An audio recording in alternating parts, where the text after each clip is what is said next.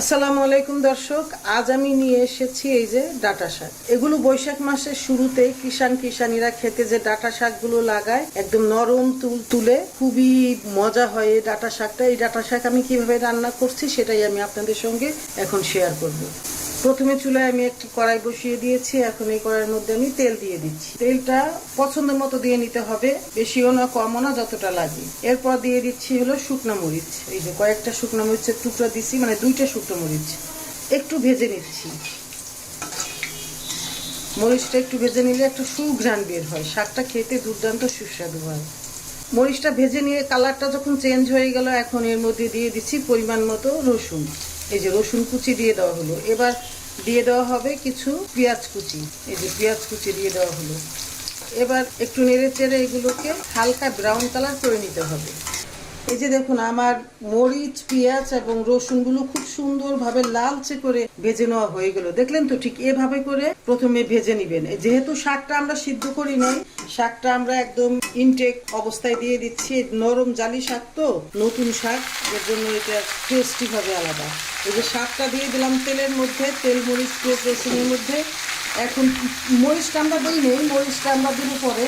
তো তার আগে শাকটা দিয়ে একটু লবণ দিয়ে দিচ্ছি। এই যে লবণটা স্বাদ মতন দিয়ে দিলাম। লবণ আর দরকার নাই। এখন লবণটা যেহেতু দিয়ে দিলাম, শাকটা মোলায়েম হয়ে, মানে যেটাকে বলে হলো উনে যাবে। তো এই শাকটা কিন্তু দুর্দান্ত সুস্বাদু শাক।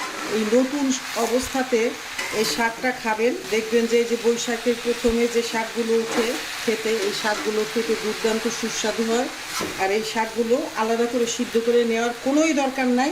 একদম ধুয়ে পানি ঝরা দিয়ে ঠিক এভাবে করে শাকটা রান্না করবেন, দেখবেন যে এটা খেতে কত দুর্দান্ত সুস্বাদু হয়। এই যে এখন শুধু নেড়ে চেড়ে ভাজি করে নেওয়ার পালা। একদম সহজ রান্না, বুঝছেন? এখন এর ভিতরে কিন্তু আমরা কাঁচামরিচের ফালি দেই নেই, কাঁচামরিচ দিয়ে দেবো। এই যে কাঁচামরিচ দিয়ে দিতেছি। আসলে ঝালটা যে যার স্বাদ মতো দিয়ে নেবেন। আমরা একটু ঝাল স্বাদে বেশি খাই। আরো একটু পেঁয়াজ দিয়ে দিলাম। এখন আরো একটু রসুন দিয়ে দিলাম, কাঁচা রসুন, কাঁচা পেঁয়াজ আবার একটু দিয়ে দিলাম। এখন এটাকে আমরা ঢেকে রাখবো কিছু সময়, যাতে শাকটা খুব ভালোভাবে সিদ্ধ হয়ে যায়। এই যে এবার ঢেকে রাখবো, ঢেকে রেখে শাকটা সিদ্ধ করে নিব। এই যে কিছু সময় পরে যখন শাকটা বেশ উনে আসছে, এখন আমি এই শাকটা একটু নেড়ে চেড়ে নিব। এই যে শাকটা এখন নেড়ে চেড়ে নিব। এই শাক রান্নাটা খুবই সহজ, একটু খালি ধৈর্যের সাথে রান্না করবেন, দেখবেন যে দুর্দান্ত সুস্বাদু হয়। আরে বাবা রে, এই শাক রান্নাটা কিন্তু খুবই সহজ, শুধু একটু ধৈর্যের সাথে রান্না করবেন, দেখবেন যে একদম ভাতের মধ্যে আপনার আর কিছু লাগবে না সেদিন। এই শাক হলে আপনার মাছ, মাংস কিচ্ছু লাগবে না। আপনি এই শাক দিয়ে 2 প্লেট ভাত খেয়ে নিতে পারবেন চেটে পুটে। আবার ঢেকে দেই, ভালোভাবে শাকটা সেদ্ধ করে নেই।